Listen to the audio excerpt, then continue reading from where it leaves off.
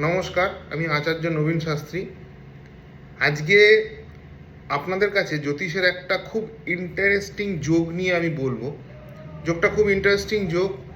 যোগটা সম্পর্কে আমাদের ধারণা আছে, প্রত্যেক জ্যোতিষীরই ধারণা আছে, এবং এই যোগটার সম্পর্কে প্রত্যেক জ্যোতিষীরাই অবগত। সেই যোগটা হচ্ছে ক্ষেত্র সিংহাসন যোগ। ক্ষেত্র সিংহাসন যোগটা কি? যদি দ্বিতীয়পতি দশমপতি সম্পর্কিত হয়, সম্পর্ক গঠন করে, তাহলে এটাকে ক্ষেত্র সিংহাসন যোগ বলে। দ্বিতীয় অর্থাৎ আমাদের অ্যাসেট, দশম হচ্ছে আমাদের কর্ম। এই দ্বিতীয়পতি আর দশমপতি কোনো রকমভাবে যদি অ্যাসেট আর কর্মভাব যদি কোনো রকমভাবে কানেক্টেড হয়ে যায়, তাহলে আমরা বলি এটাকে ক্ষেত্র সিংহাসন যোগ। এই ক্ষেত্র সিংহাসন যোগের আবার একটা ভাইটাল পয়েন্ট আছে। ভাইটাল পয়েন্টটা কি? ক্ষেত্র সিংহাসন যোগটা কোন ভাবে হয়েছে, এটা কিন্তু সব থেকে বড় দেখার কথা। ধরুন কারোর লগ্নভাবে ক্ষেত্র সিংহাসন যোগ হয়েছে, তাহলে সে এফেক্টটা কি পাবে? লগ্ন দিক থেকে সে এফেক্ট, তাহলে সে লগ্নের দিক থেকে একটা এফেক্ট পাবে।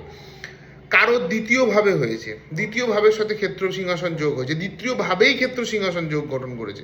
কারোর তৃতীয় ভাবে ক্ষেত্র সিংহাসন যোগ গঠন করেছে, কারোর চতুর্থ ভাবে গঠন করেছে, কারোর পঞ্চম। এরকম করতে করতে হতেই পারে এক থেকে দ্বাদশের মধ্যে কোনো না কোনো একটা ভাবে ক্ষেত্র সিংহাসন যোগ গঠন করেছে।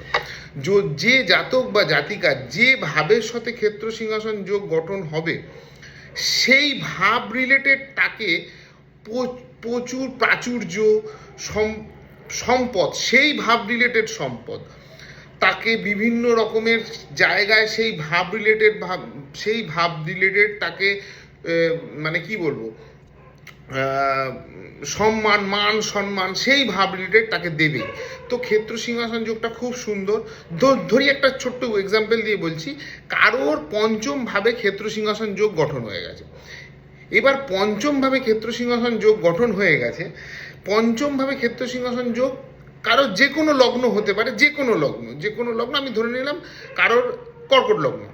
তো কর্কট লগ্নের পঞ্চমপতি মঙ্গল, সেই পঞ্চমপতি মঙ্গল, পঞ্চম ভাব বৃশ্চিকের ভাব, সেই পঞ্চম ভাবে যদি কোনো রকম ভাবে পঞ্চম ভাবের সাথে দ্বিতীয় ভাব অর্থাৎ রবি, দ্বিতীয় ভাবের অধিপতি রবি, এবং তার দশম ভাবের অধিপতি মঙ্গল যদি কানেক্টেড হয়ে যায়, দ্বিতীয় আর 2 আর 10, রবি মঙ্গল পঞ্চম ভাবের সাথে যদি কানেক্টেড হয়ে যায়, তাহলে এই জাতক কিন্তু পড়াশুনোয় বিশেষ করে যদি, এবং এর সাথে ষষ্ঠ ভাব কানেক্টেড হয়, দেখা যাবে সে মাধ্যমিক, উচ্চ মাধ্যমিকে তার এরিয়াতে খুব ভালো রেজাল্ট করে বেরিয়ে গেছে, সেই জায়গাতে খুব পপুলারিটি পেয়েছে।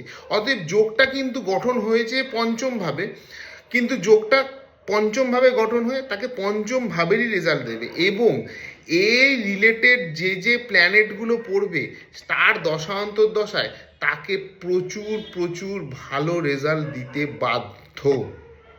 নমস্কার।